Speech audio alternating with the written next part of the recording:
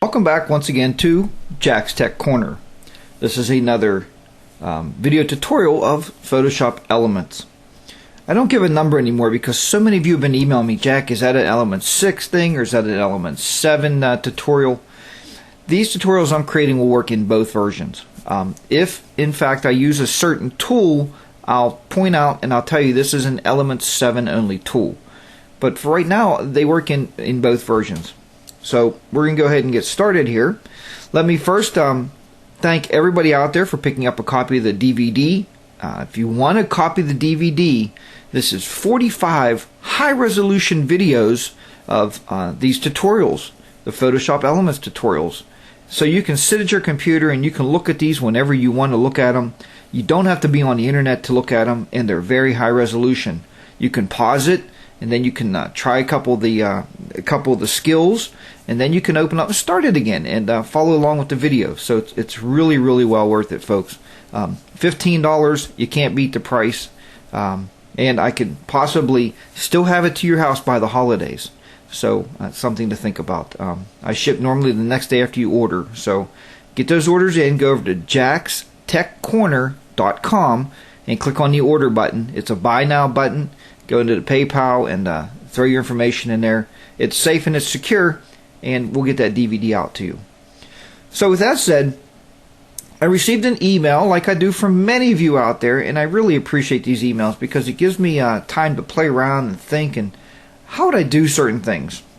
So the email says, I love your videos. You explain yourself really good, unlike everyone else. Some of the grammar there is not the greatest, but that's okay.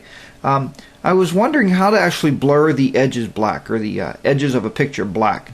Like maybe put an oval on the picture and then blur it black and adjust the edges black.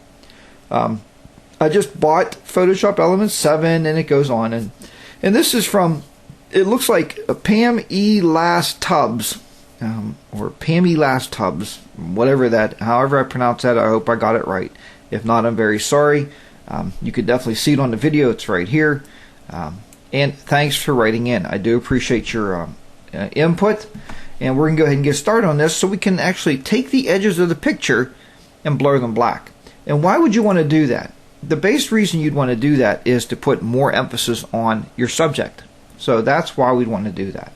So it's a good question, and I sat down here for a little while and I figured a way we can do this. So let's go ahead and get started with this. We're going to select the snowmen, and we're going to open up in our full editor. So let's go ahead and get this started. Okay, we're going to start off by doing a couple keyboard shortcuts. Control 0, or on the Mac, it's Command 0. That will make your picture full screen or fit into that window. The next you want to do is a Control J or Command J, and that's going to duplicate our background layer. So this is a layer we can work with. Remember, the background layer is locked, and I always like to duplicate it just to be safe. Now the first thing we have to do is we're going to select these snowmen. Now this could be your subject, this could be any type of person in there or whatever, but we're going to do a selection around these guys. So I have my oval tool because we're going to make this round. You could just as easily right click on here and make this rectangle, but we're going to make this one round.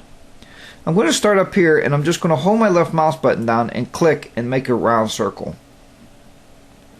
Just something like that. Alright, with that rounded, now we see that's the emphasis of our picture. This is where we're going to draw everybody's attention to. I actually took this picture with a 70 by 300 lens. I was zoomed in pretty tight, that's how I blurred the background when I took the picture. But we want to change that background and we want to make it black because we want to take all the emphasis off the background. Now, it's very easy to do. We have that selected. Let's go up to our select pull down menu and go to inverse, or you can do the control, hold your shift key down your control key and hit the letter I, and that'll also do it. That's the keyboard shortcut.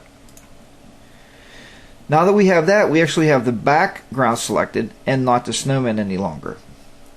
Now we're going to make a new layer, and the way we're going to do this is we're going to go layer, new via copy, because we're going to copy that, what we have selected, and just make a layer with that.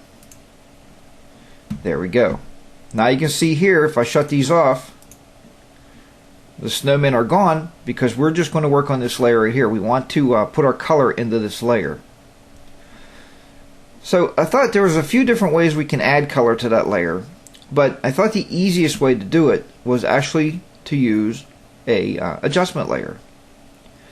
So let's turn this back on here. We don't really need this one on. You can leave that one off if you want. Okay, so let's go ahead and add our adjustment layer to this. And the color was black. The color of your background layer, this one here, folks, can be anything you want. But for this tutorial, I was asked how to make it black. So I'm going to go solid color. And we're going to select a black. Now there you go. We have a solid background filled layer of black. Well, you say that's okay, but it covered up the whole picture. It even covered up the snowman. There's no way I could turn this off or anything. You can see here, if I turn this adjustment layer off, it's back. But it's covered. It's not exactly what we wanted, right? We want to have the emphasis on these snowmen. So what you need to do at this point is hold the control key down or the command key on the Mac and hit G, because we have to link this layer only to this layer. These two are the ones that we want to put together. When we do that, you can see we immediately just have the background. We open that right back up there in the center. Now you can see that's without it, that's with it. Now you can do anything you want to with this layer. Now that it's actually an adjustment layer, we can actually click on here and we can change this. Look, if we change it to overlay, it leaves a little bit of the blue in. I played around with these earlier just to see what it would do. Saturation kind of makes it like a black and white background with that colored center. You can lighten it. That kind of puts it right back to where it was. Or just go back to normal. That makes it black. So that's how you would do it. Just basically set it up. Make sure you use the Control G, because if not, if you do not use the Control G on that, you're going to end up with, see if we can step back here. You're going to end up with this, a black screen. You're going to be sitting there going, I know Jack did something secretive. I know he did something spectacular, and really I didn't, folks. All I did was link those two layers together, just grouped them is what it's called. You're grouping two layers just by hitting Control G, and there it is. Well, I hope that this helped you out. I hope this tutorial got you going a little bit. Thank you very much again for the email message. I really do appreciate that. And folks, you can find 45 of these great tutorials on that DVD. Go over to jackstechcorner.com and pick up a copy today. And if not, by all means, you also have the option of going over to Jack's Tech Corner, drop a little donation into the donation bucket. It always helps. It helps to afford the software, different ideas I have coming up here. It helps to maintain my website, so it's very important to be able to maintain that. And thanks for all the kind emails and comments. Everybody out there has been doing a fantastic job. If you have time, when you're on jackstechcorner.com, click on the forums. Sign up on the forums. People are putting questions in there and starting to talk. It's really a nice way to communicate back and forth with other folks that enjoy Elements. If you don't have the new Elements, by all means check out Amazon.com. I think that's a great way to go. Amazon.com. I should call those up. Maybe they should be a contributor to the show somehow. Maybe they can actually sponsor us. That's about it for this week. That's everything I have to give you right now. And hopefully I'll make another video before the holiday season, so we're not going to get into any of the holiday greetings right now. So thanks for watching. If you're not subscribed to my channel, please subscribe today.